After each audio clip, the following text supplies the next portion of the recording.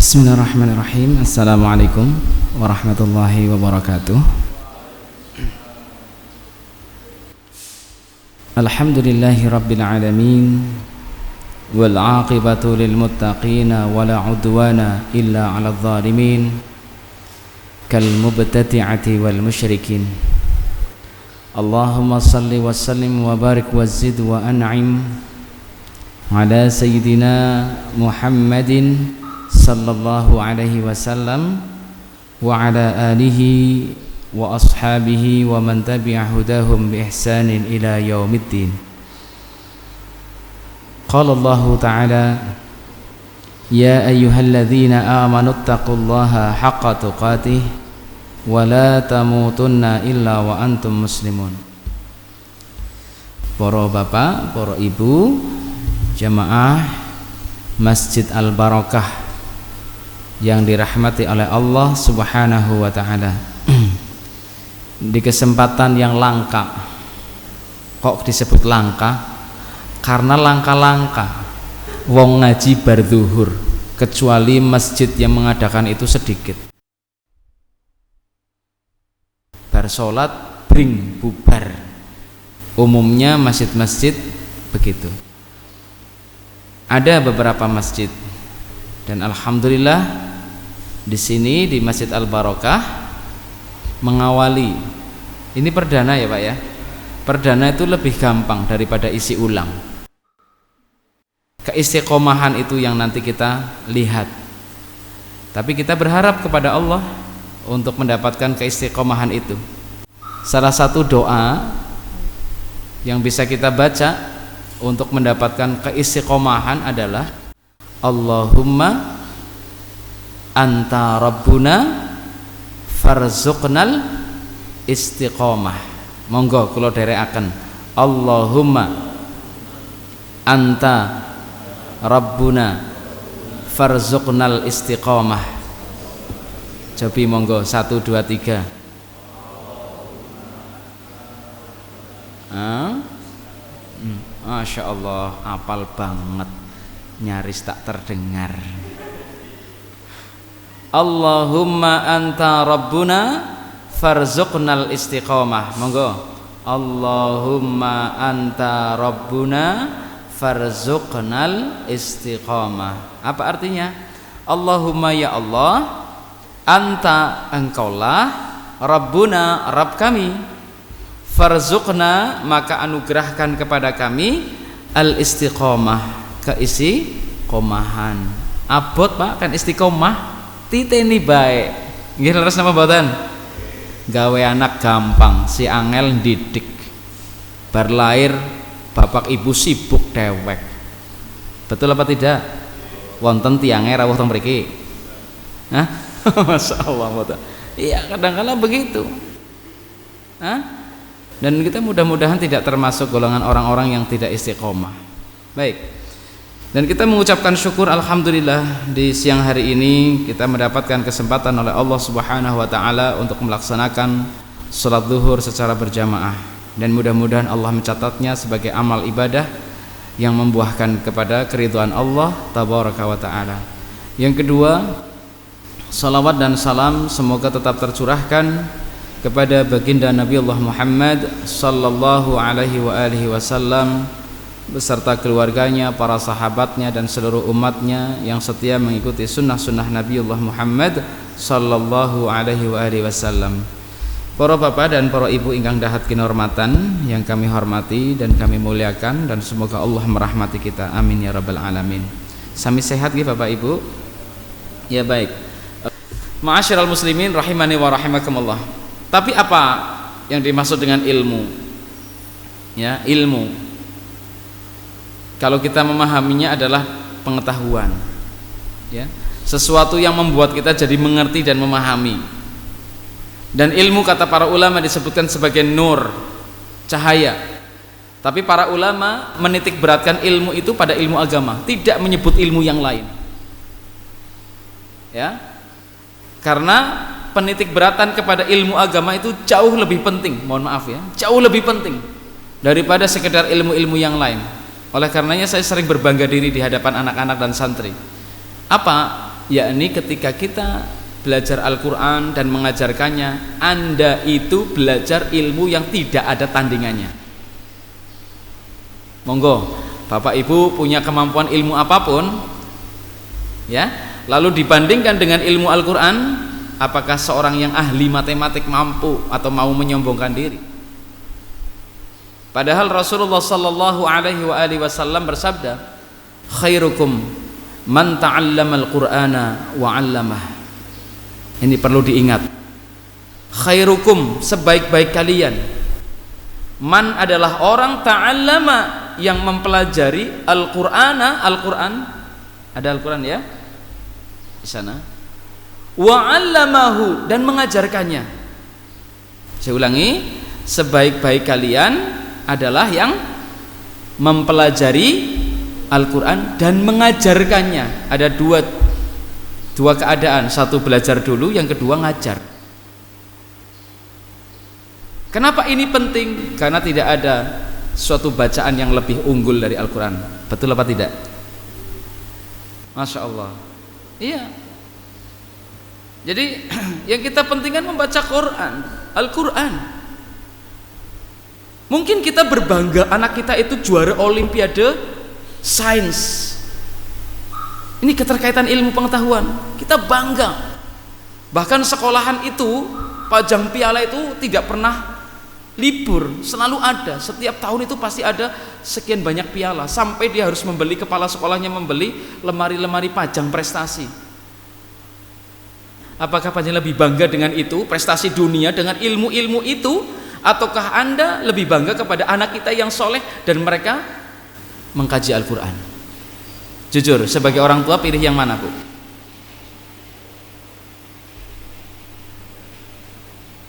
Pilih yang mana? Ilmu agama atau ilmu dunia? Yang mana? Kalau pilih yang mana berarti milih salah satu.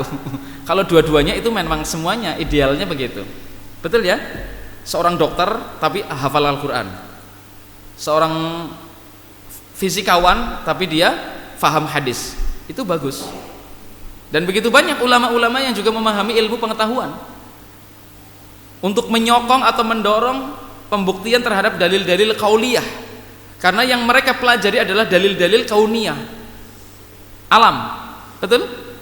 Tapi untuk pembuktian terhadap dalil kauliyah mereka perlu mempelajari ilmu tersebut.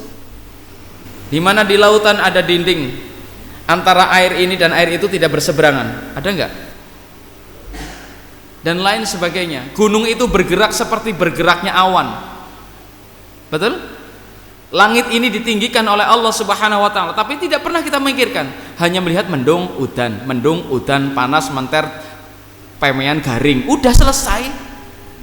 Jadi kita cuma begitu saja taunya ya, oke musim udan, naik musim udan mendung ya siap songsong, napa songsong? Payung, ya kan begitu. Mantel, tuku mantel, dodolan payung, kan begitu. Tapi tidak memikirkan bagaimana ini langit. Padahal Allah sudah memerintahkan, afala yanzuruna ilal ibili kaifa khuliqat. Kenapa kamu tidak memperhatikan bagaimana unta diciptakan? Mikir temen sih, mikir bocah sekolah be mumet, nah mikiri unta. Wa ilas samai kaifa rufi'at. Kenapa? Dan tidak memperhatikan kenapa langit ditinggikan tanpa tiang, padahal ketika air itu hujan jatuh sudah menggenangi semua daerah. Saya dikirimi proposal bantuan ini dari daerah sana utara, selatan ya, Kecila, Kroya, itu sana kebanjiran. Air begitu banyak, kenapa terbang di langit tidak jatuh tanpa tiang? Siapa yang ngatur? Kita tidak memperhatikan petir itu apa sih sebetulnya dalam tinjauan Islam. Terus apalagi bledek dan guruhnya ya, der, dung, apa sih? Kalau kita membaca hadis, petir itu adalah apa? Apa coba Pak? Petir itu apanya? Apanya Allah? Bacin? Petir itu kilatnya adalah cambuknya malaikat, dan guruh adalah teriakannya malaikat untuk menggiring awan. Orang beriman kan begitu. Dalam tinjauan ilmu pengetahuan itu apa sih? Memang sulit, Pak. Manusia kan hanya mengetahui secara ini dan itu, tapi hakikat ilmu itu ketika Rasulullah mengatakan petir adalah ini dan guruh bunyinya itu adalah ini, mungkin orang itu hanya apa namanya rekayasa alam pikiran manusia saja, mengada-ngada. Masya Allah, tidak. Kita harus percaya kepada Nabiullah Muhammad sallallahu alaihi wasallam. Maka ketika ada awan gelap, Rasulullah merasa takut. Kok awan gelap merasa takut? Di mana orang Arab itu merasa senang. Jadi orang Arab kalau datang mendung itu senang. Kenapa sih? Karena nggak pernah hujan, kok datang hujan, senang banget. Tapi Nabi takut, kan awannya begitu gelap. Karena sudah banyak umat-umat terdahulu yang dibinasakan dengan itu, dengan petir, dengan angin, dengan air hujan yang turun begitu lebat. Tapi ketika hujan turun, kita kadang-kala malah tidak berdoa. Doanya bagaimana? Allahumma sayyiban nafi'ah. Kita hanya biasa saja, malahan berkecap, udan arep arisan ya. Pak priwe mangkat arisan ora lah, males udan. Orang donga malahan ngomongi sing liyane. Ya. Ma'asyiral muslimin rahimani wa rahimakumullah, maka Al-Qur'an hanya 30 juz atau memang 30 juz, memang 30 juz. Tetapi sudah berapakah ayat yang kita baca? Sudah berapakah ayat yang kita hafal? Sudah berapakah ayat yang kita kaji? Sudah berapakah ayat yang kita tadaburi? Sudah berapakah ayat yang kita selami? Baru wa ilas samai kaifa rufi'at wa ilal jibali kaifa nusibat wa ilal ardi kaifa sutihat, dan seterusnya. Dan banyak sekali ayat-ayat yang memerintahkan kepada kita untuk menyelami ini dan itu. Hanya sebagian saja. Ya, hanya sebagian saja. Sampai kita tidak pernah tahu kenapa dan bagaimana kalau ada minum ini laler masuk, apa yang kita lakukan? Debuang banyunek apa atau apa? Lah mungkin kalau kita celupkan orang ini jijik temen, ya kan? Iya betul nggak? Tapi kenapa Rasulullah memerintahkan untuk dicelupkan? Apakah kita sudah menyelami dalam sign bahwa itu bahaya atau tidak bahaya? Betul? Madu, katanya madu adalah obat dari segala penyakit kecuali tua dan mati. Betul? Betul apa tidak? Sing jenengane tua, diobati kayak yang apa tetap tua. Tapi madu adalah obat segala penyakit. Lalu dibuktikan, apa betul? Madu itu mengandung kemanfaatan yang luar biasa. Masya Allah. Loh kenapa orang muslim malahan takut dengan madu untuk berobat? Sampai ruqyah yang syariah pun dia takut. Mendingan maring dukun kayak jambrong. Masya Allah. Ini termasuk ilmu yang harus kita selami. Madu, apalagi ruqyah yang disyariatkan. Kenapa kita tidak berobat? Hijamah misalkan, apa? Bekam misalkan. Kenapa kita tidak berobat dengan cara seperti itu? Malah kita datang ke dukun. Mbah nyong meriang wis tahunan ke mbah.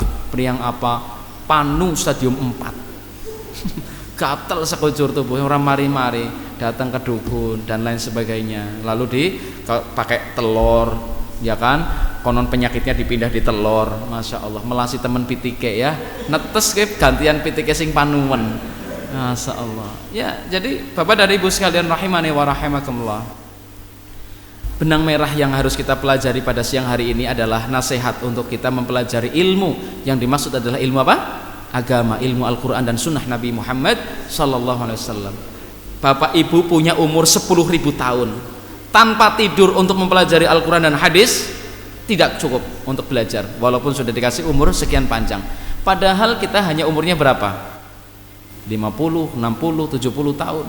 Bahkan sudah dikurangi kerja, sudah dikurangi healing, jalan-jalan bersama bestinya, soulmate-nya, hopengnya, kanca kentele.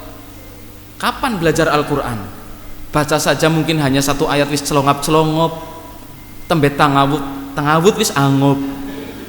Tapi kalau sudah buka WA, jen Masya Allah, grup WA 150 dibuka kabeh, dilayani semua. Apalagi bahas masalah gosip.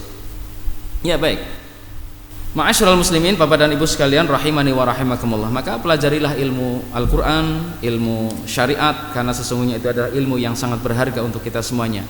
Dan para ulama menyebutkan al-ilmu anfasu dhukhrin anta dzakhiruhu. Ya, perlu diingat, ilmu itu semahal-mahalnya harta simpanan yang kau simpan. Bapak ibu punya tabungan bisa untuk membangun apa saja, bisa untuk beli apa saja, bisa digunakan untuk apa saja, tidak jauh lebih berharga dibandingkan ilmu agama. Ini perlu diingat, ya. Jadi kecintaan kita kepada harta tidak boleh mengalahkan kecintaan kita kepada ilmu agama. Masalah. Lupa kan ini kan untuk menghidupi anak istri saya, betul. Tapi yang menyelamatkan anak istri kita apa? Ya ilmu agama.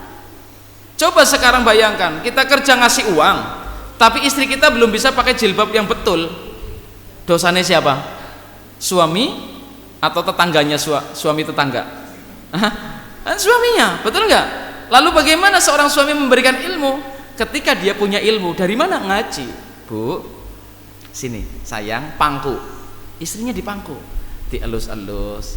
Bajunya bagus banget bu, tapi lebih bagus lagi kalau bajunya sesuai dengan syariat agama. Lu sih kepriwe?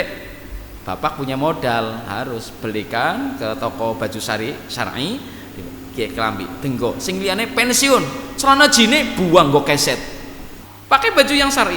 Kalau belum yang betul-betul syar'i ya latihan lah. Begitu. Kenapa? Itu menjadi tanggung jawabnya suami yang memahami ilmu agama. Kalau tidak, sekedar ngasih uang itu tidak menyelamatkan keluarganya dari api neraka. Tapi adalah nasihat agama yang menyelamatkan anak dan istrinya dari api neraka. Ma'asyiral muslimin rahimani wa rahimakumullah. Sekarang kita akan mempelajari bagaimana cara kita mendapatkan ilmu. Bagaimana cara kita mendapati ilmu. Kata Imam Asy-Syafi'i rahimahullah, seorang ulama yang ternama.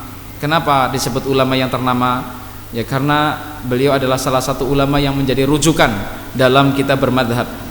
Ya, Imam Asy-Syafi'i, ada Imam Hanafi, ada Imam Hambali, ada Imam siapa? Hambali, Hanafi, Syafi'i, Imam Ahmad. Ya. Baik. Kata beliau, "Akhi, lan tanalul ilma illa bisittah." Saudaraku, kau tidak akan dapat ilmu. Tidak bakal dapat ilmu kecuali dengan 6 cara. Nah, dengan 6 apa? Cara. Kata Imam Asy-Syafi'i rahimahullah, lan tanalul ilma illa bisittah. Kamu tidak akan dapat memperoleh ilmu kecuali dengan 6 cara. Sa'unabbi'uka an tafsiliha bibayanin. Aku akan memerinci kepada kalian rinciannya. Apa saja? Yang pertama, dzakaun. Modal yang pertama adalah dzakaun, kepintaran, kecerdasan. Sekolah ngaji nuntut ilmu, bawa otaknya ke sini. Kadangkala ngaji pikirannya nang kana, awaknya nang kene. Betul apa tidak? Jadi kadangkala ketone sih meneng, Pak. Tapi pikirannya mbuh maring endi kok orang ngerti. Betul apa tidak? Iya ngalamun. Buru-buru di sini wong khutbah saja begitu kok. Makanya pantas ketika laki-laki datang ke khutbah Jumat, ya karena dia tidak bawa ininya, hanya bawa fisiknya. Salat tahiyatul masjid langsung dikira suwe banget. Tangi-tangi pas komat, ben dadak delutik nang tanggane. Bapak komat. Masya Allah. Betul? Apa yang masuk ke sini? Enggak ada. Makanya Imam Syafi'i mengatakan kalian tidak dapat memperoleh ilmu kecuali dengan 6 perkara. 1, kecerdasan, kepintaran, membuka pikirannya. Siap. Bahkan di sini juga ada yang bertanya, saya juga sudah siap pertanyaan. Aduh, begitu ya? Oh iya, saya siap pertanyaan, ditulis pertanyaannya. Dan as-su'alu nisful ilm, bertanya itu termasuk cabang dari atau sebagian dari iman, menuntut ilmu. Termasuk ilmu, bertanya. Dan jangan malu bertanya, karena orang yang malu bertanya tidak akan dapat ilmu selama-lamanya. Ya, la yata'allamul ilma mustahyin wala mustakbirin. Tidak akan dapat ilmu para pemalu dan orang sombong. Wong sing isinan arep takon ora bakal dapat ilmu. Sing sombong kemlitak rumah sa pinter ora bakal dapat ilmu. Kenapa? Lah nyong bebeh ngaji, kenapa sudah nyong kon wis pinter. Sudah selesai. Gitu ya. Yang kedua, hirsun. Hirsun, apa itu? Semangat. Ngaji nuntut ilmu supaya dapat ilmu ya semangat. Ampun kados wong sing nafase kena asma, ngakik-ngakik nih. Kadang kala rajin, ngesuk rajin ngaji, ngesuk ora, ngesuk ngaji, ngesuk ora, ngesuk ora, ngesuk ora, ngesuk ora, ngesuk ora, ngesuk ngaji. Akeh orane daripada ngajine. Harus ada semangat, hirs. Bentuk semangatnya nyun pangapunten. Datang tepat waktu, mendekat kepada sumber suara sini, Yang ketiga, bawa catatan. Kalau tidak sempat nyatet, tapi jangan mengandalkan ini, mengandalkan diri sendiri. Saya punya HP, rekam. Mungkin saya nulisnya lambat, jadi direkam, nanti diulang lagi di rumah. Dan mencatat itu termasuk ibadah. Nabi SAW memerintahkan qayyidul ilma bil kitabah, ikatlah ilmu itu dengan menulis. Bahkan para ulama diantaranya menjelaskan sungguh cukup bodoh seseorang yang berburu menjangan, setelah ia dapat tidak ia ikat, lalu ia terlepas begitu saja. Sama saja, mohon maaf, sungguh bodoh orang yang duduk di majelis ilmu lalu ia biarkan ilmu itu berlalu saja tanpa ia tulis. Kan kadangkala kita sadari Pak, bukan kadangkala, harus, bahwa kita itu santri orang yang tidak secerdas para sahabat. Para sahabat itu orang-orang yang jenius, Nabi bilang apa, inget terus. Tapi kalau kita, gurune ngomong apa, boro-boro setahun rong tahun, sedina rong dina, semenit pengajiannya tembe rampung metu, niki apa ya? Santri tulen. Itu kita akui, termasuk saya boleh jadi. Karena kita termasuk bukan orang-orang yang cerdas. Makanya saya pun ada buku ini, catatan-catatan, ya, tulisan-tulisan. Baik. Yang kedua, hirsun, semangat. Yang ketiga, wajtihadun, tekad yang kuat. Bukan hanya semangat. Semangat kadangkala yazid wa yanqus, seperti iman, bertambah berkurang. Betul? Kadangkala semangat nek anak kancane, nek terang, nek wis mulai ora anak kancane, dewekan terus gerimis udan, 1001 alasan setan membuatnya untuk tidak berangkat ngaji. Mas telus-elus ya, seturu bae lah dolanan HP, ya, nonton TV. Ini. Begitu. Wajtihadun. Yang keempat, wa bulghatun. Bulghah itu modal. Orang ngaji itu butuh modal, Pak. Lah mboten lah Pak, mung datang marang-marang gratis kok. Maksud saya adalah thalabul ilmi, datang ke ustadz, datang ke ma'had, pondok pesantren, datang ke tempat-tempat sekolah atau kuliah di mana di sana dibagi ilmu-ilmu syariat. Datang. Pernah enggak bapak-bapak mengikuti tabligh akbar atau pengajian akbar dari luar kabupaten pada datang ke Purbalingga? Pernah enggak? Di Masjid Agung sering, bis-bis datang, mobil-mobil jauh-jauh Pak. Saya mikir ini dari Jawa Timur, dari Madura datang ke sini untuk pengajian. Apakah mereka nggak meninggalkan keluarga? Tinggal, ada yang ikut. Biayanya berapa? Pasti banyak. Ya transportasi, bensin dan makan dan minum. Betul nggak Pak? Tapi kenapa mereka sanggup? Karena mereka cinta ilmu. Yang tidak cinta ilmu, wis jagong bae nang omah ngurusi pitik. Nek orang ngurusi blebuk, lontang, tritis, trampik, megan, brontok, gambir, dara nang lapak dara. Betul? Ngapa sih ngaji? Betul Pak. Jadi kita butuh modal. Saking butuh modalnya, ini nyun pangapunten ya, para ulama sampai mengancam-ngancam, karena mereka yang punya pengalaman Pak. Para ulama itu sampai mengancam itu maksudnya bukan nakut-nakuti ya, tapi memberikan perhatian bahwa orang yang akan dapat ilmu itu orang-orang yang betul-betul rela berkorban jiwa raga. Sampai seorang ulama bernama Syu'bah rahimahullah, beliau berkata, man talabal hadithi aflasa. Man talabal hadith aflasa. Siapa yang akan belajar ilmu hadis, baru ilmu hadis, pasti dia jatuh bangkrut. Pasti dia jatuh bangkrut. Apa? Uangnya pasti terkuras. Imam Asy-Syafi'i berkata juga, la yasluhu talabul ilmi illa limuflis. Tidaklah benar, tidaklah layak bagi para penuntut ilmu kecuali bagi mereka yang siap bangkrut. Jadi kalau orang, mohon maaf ya, yang kepingin hidupnya, mohon maaf, tidak pernah habis uangnya, ya adalah orang-orang yang tidak mau belajar ilmu agama. Tapi kalau orang yang siap belajar ilmu agama adalah mereka orang yang siap pula kehilangan semua harta bendanya demi ilmu agama. Kita nanti contohkan Pak, ya, kita contohkan Al-Khatib Al-Baghdadi membawakan sebuah riwayat. Apa kata beliau? Anfaqa Ibnu Aisyah pernah membelanjakan hartanya, mengeluarkan hartanya ala ikhwanihi 400,000 dinarin.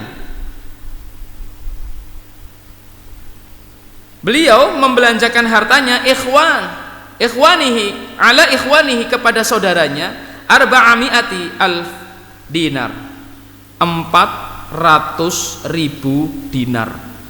Berapa Pak? 4 ya, arba'umi'ah 400 alf ribu dinar. Dinar itu uang emas. Saya tanya, kalau 1 dinar dikurskan rupiah itu berapa rupiah, Pak? 1 dinar itu 1 uang emas. Ayo cepet-cepetan. Sing biasa ngitung duit. Kulo tambutan biasa ngitung duit. 50.000 dikali itu berapa? Aduh, nyong orang pinter ngitung sih ya. Pinten miliar apa triliun? 50.000 kali 400.000.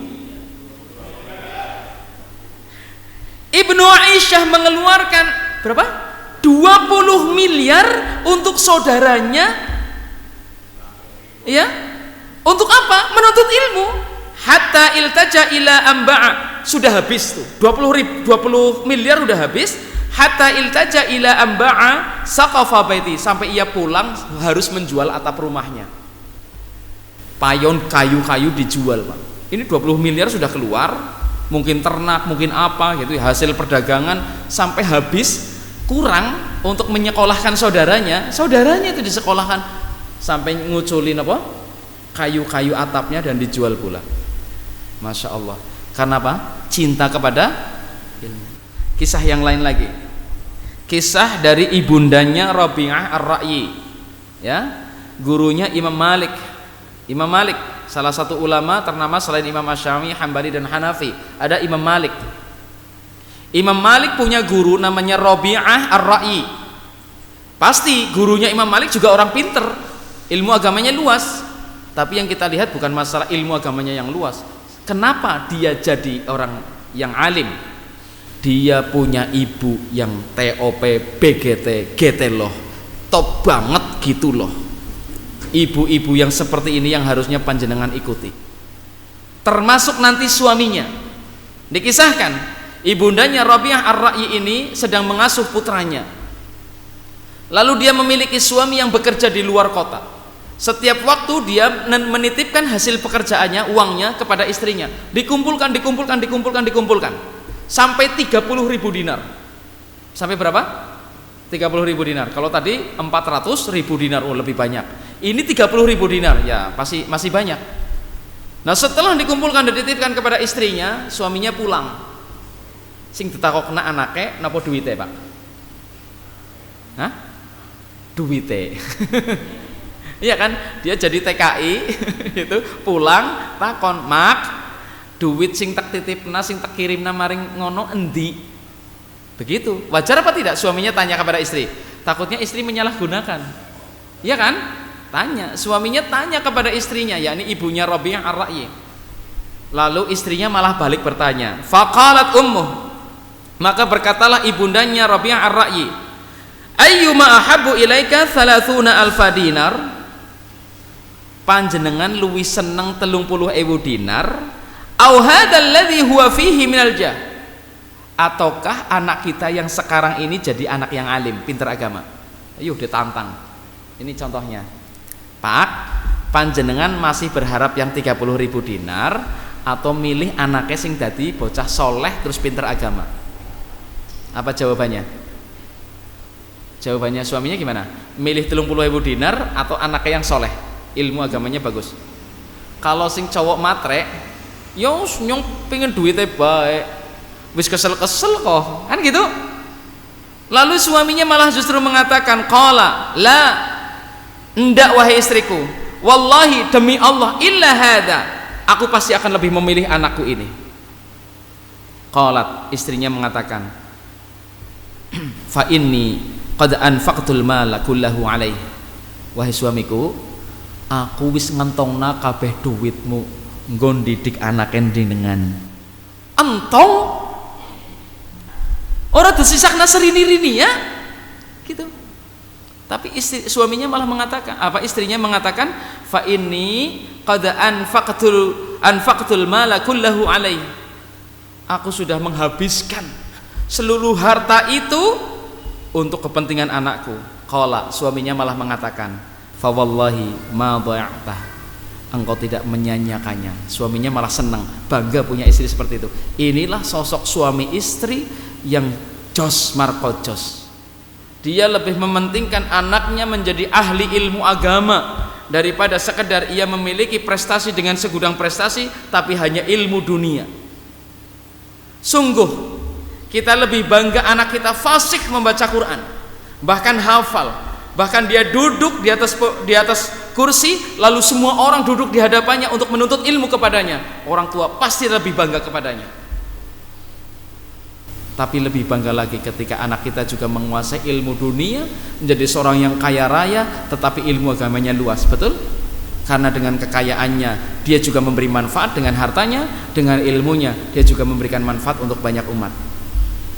Ma'asyiral muslimin rahimani wa rahimakumullah. Ya, jadi itulah pentingnya ilmu, terutama ilmu agama, dan mudah-mudahan kita semuanya termasuk orang-orang yang didekatkan oleh Allah dengan ilmu syariat ini. Bulghah yang keempat. Yang kelima, wasukhbatu ustadzin. Wasukhbatu ustadzin. Apa sukhbatu ustadzin? Yang kelima adalah bimbingan ustadz. Tidak bisa menuntut ilmu agama tanpa bimbingan ustadz. Betul apa tidak? Ada istilah, Pak, saya bisa, Pak, otodidak. Wah, tidak bisa. Ilmu agama tidak bisa otodidak kecuali hanya sedikit. Jadi ada orang yang mementingkan, saya lihat YouTube saja, nanti saya belajar ilmu Al-Quran, membaca Quran, tidak bisa. Ya, harus talaki. Talaki itu apa? Liqa. Liqa itu apa? Ketemu. Supaya apa? Supaya mengetahui ilmu itu secara benar dan langsung ada tanya jawab. Wasukhbatu ustadzin. Itu yang kelima. Sudah? Yang terakhir yang keenam. Wa thulu zamanin. Ilmu tidak akan diperoleh kecuali membutuhkan waktu yang lama. Tidak bisa instan. Butuh waktu yang lama. Bapak pernah ndak mau ngajari putrane ping kopang kaping orang mudeng-mudeng terus? Betul nggak? Berapa kali, Pak, ngulang? 2 kali, 3 kali, 5 kali, 10 kali, atau pitulasan, atau puluhan kali? Saya pernah punya ngajar bocah, Masya Allah, nek saya ususnya ora dawa, nek ora sabar, kayaknya tah darah tinggi, stroke kejet-kejet ya. Kenapa? Menangi bocah debulah angel banget. Tapi yang namanya belajar begitu, jangan celah dan jangan caci anak yang belajarnya lambat, karena tingkat kemampuan daya tangkap mereka kan beda-beda. Ada yang sekali ucap mereka langsung paham, ada yang 2 kali 3 kali nggak paham diulang-ulang. Iya, jangan, Pak, jangan dicela, karena kita harus sabar ya. Tulu zamanin, butuh waktu yang lama. Kayak ngaji begini ya butuh waktu yang lama. Coba, Pak, kita ngaji hampir 1 jam, ilmunya sudah banyak apa sedikit saja? Merasa banyak? Sedikit, Pak. Sekuku tengu, nek tengu duwe kuku. Ya, sedikit sekali. Ya, maka dari itu jangan pernah merasa cukup dengan ilmu yang kita peroleh. Sudah ya, 6 ya. Saya kelewat tadi. Saya ulangi lagi. Yang pertama apa? Dzakaun. Yang kedua apa? Hirsun, semangat. Yang ketiga istihadun, tekad yang kuat. Yang keempat bulghah, modal ya. Yang kelima suhbatu ustad, bimbingan ustad. Yang keenam tulu zaman, butuh waktu yang lama. Begitu. Allahu a'lam. Cukup. Masya Allah ya, tadi diingatkan. Silakan, ada yang mau bertanya? Jadi yang pertama, bagaimana kita mensinergikan antara ilmu agama dengan ilmu umum? Yang jelas harus sejak dini. Makanya kurikulum di Indonesia ini terlalu berubah-ubah. Terakhir kita akan menggunakan Kumer, bukan Kuper ya. Tahu Kumer? Kurikulum terbaru ini, bukan Kurtilas. Kalau dulu sebelumnya KTSP ya. Yang kedua Kurtilas, kurikulum 13. Sekarang terbaru 2022 adalah Kumer, kuliah merdeka ya. Nah, hakikatnya apapun masalah kurikulum itu, tetapi kita melihat perkembangan pendidikan di Indonesia. Ya, salah satu di antara usaha pemerintah dan praktisi pendidikan untuk mengusulkan supaya pendidikan di Indonesia ini lebih baik adalah betul. Pertanyaan itu menjadi suatu jalan bagaimana mensinergikan, dan alhamdulillah di Indonesia kurikulumnya demikian. Jadi semua guru mata pelajaran itu harus menginterkoneksikan semua apa yang akan mereka bahas dengan keterkaitannya ilmu agama, keterkaitannya dengan ilmu agama. Maka guru matematika sebelumnya dan menyampaikan prolog atau pengantar, pendekatannya adalah pendekatan agama. Guru IPA juga demikian. Apa yang bisa kita ambil akan kita bahas. Tema itu misalkan tentang ilmu bumi, geografi. Apakah di Al-Quran ada? Apakah di hadis ada? Maka guru IPA harus belajar agama. Tapi kalau tidak, itulah kegagalan dalam ilmu, dalam prakteknya. Teorinya sudah ada, niatnya sudah ada. Pertanyaan tadi jawabannya pasti teori. Maka kalau di sekolah tidak mampu, saya harapkan Bapak, Ibu yang ada di rumah sebagai orang tua mencoba mensinergikan ilmu pengetahuan yang mereka dapati di sekolah. Bapak Ibu tanya, kok pelajarannya sekolah wis tekan ngendi? Kayak pelajaran ininya olahraga apa mau? Begini.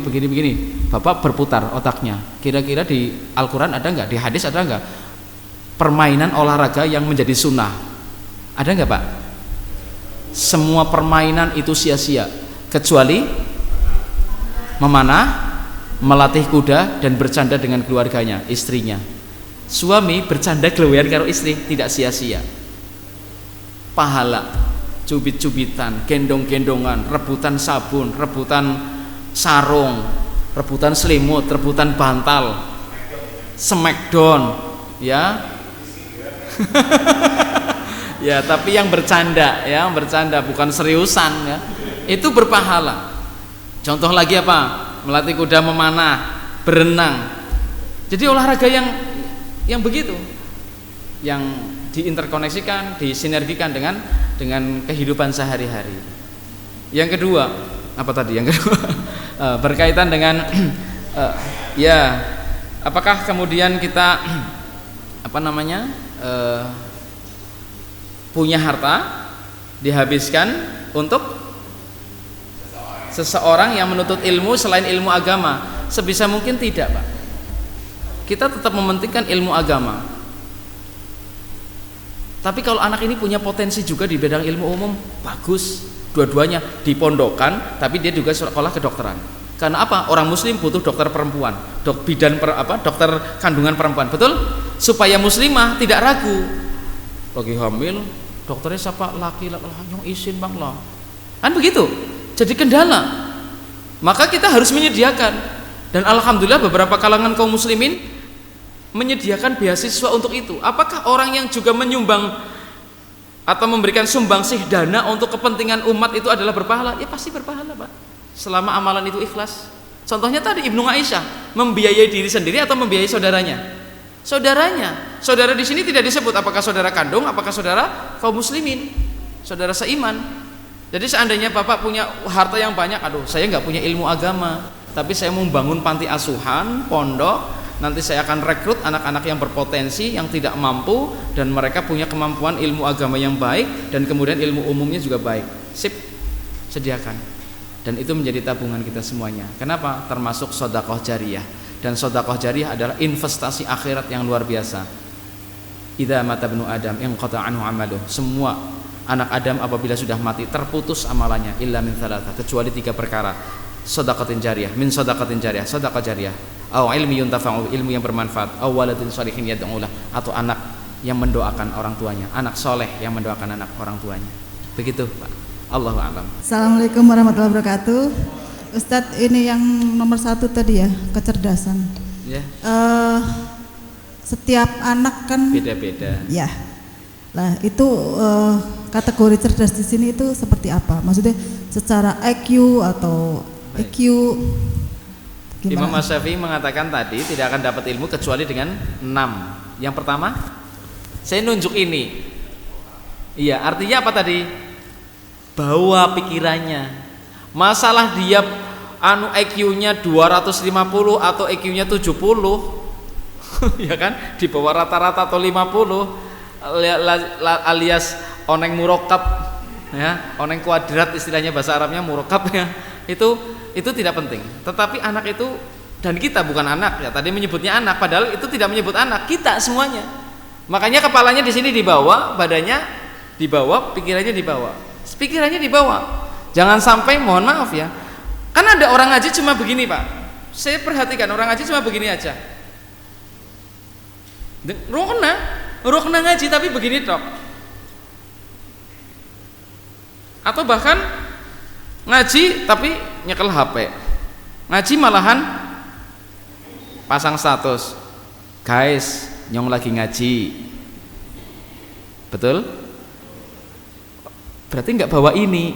Maksud saya, Imam Asy-Syafi'i itu zakaun, bahwa kecerdasan itu adalah kecerdasan seperti apapun. Orang kudu pinter. Pinternya itu apa? Bawa kepalanya, bawa otaknya, bawa pikirannya ke sini. Ya, bawa pikirannya ke sini. Makanya kenapa ketika kecenderungan anak kok ngaji nggak fokus, pasti kan agak sulit, betul? Makanya pikiran difokuskan. Orang tua kudu pinter-pinter, menarik perhatian. Guru juga demikian. Saya punya beberapa kelas yang beda-beda, kecenderungannya beda, Pak. Keadaannya beda-beda. Saya tidak tahu, Pak. Tapi saya hanya menyadari ini efek pandemi. Maka terus saya gimana cari cara, saya pancang gambar ini dan itu supaya menarik perhatian, saya buat ngelucu, baru mulai sepekan, 2 pekan, 3 pekan, baru otak mereka baru berputar. Ada yang bertanya, Masya Allah sekarang gemeritik, Pak. Gemeritik. Saya pasti belajar dengan anak-anak 1 jam pelajaran atau 2 jam itu 15 menit atau bahkan setengah jam saya buka untuk tanya jawab. Satu tanya jawab pertama adalah untuk item pertama, termin pertama untuk tema yang sedang kita bahas. Yang kedua di luar, masalah agama apa saja. Sampai ada yang tanya begini, Pak Hanif, ini saya lupa itu apa tokoh Islam yang menaklukkan Konstantinopel siapa ya? Jajal, bapaknya bisa jawab apa ora? Yang menaklukkan Konstantinopel. Kuwi daerah ngendi sih ya? Mejingklak apa ya? Apa kali sosok? Apa Penican ya? Kalau yang nggak tahu, anak ini sudah mulai hidup pikirannya. Pas, malah lebih jam 1 lewat 3 menit, lewat 4 menit ya. Mudah-mudahan ilmu yang kita pelajari memberikan manfaat untuk kita, dan seterusnya kita berdoa kepada Allah supaya kita mendapatkan kemanfaatan ilmu. Allahumma anfa'ni bima 'allamtani wa 'allimni ma yanfa'uni wa zidni 'ilman walhamdulillahi ala kulli hal. Kita akhiri dengan bersama-sama membaca doa kafaratul majlis. Subhanakallahumma wa bihamdika asyhadu an la ilaha illa anta astaghfiruka wa atubu ilaik. Wassalamualaikum warahmatullahi wabarakatuh.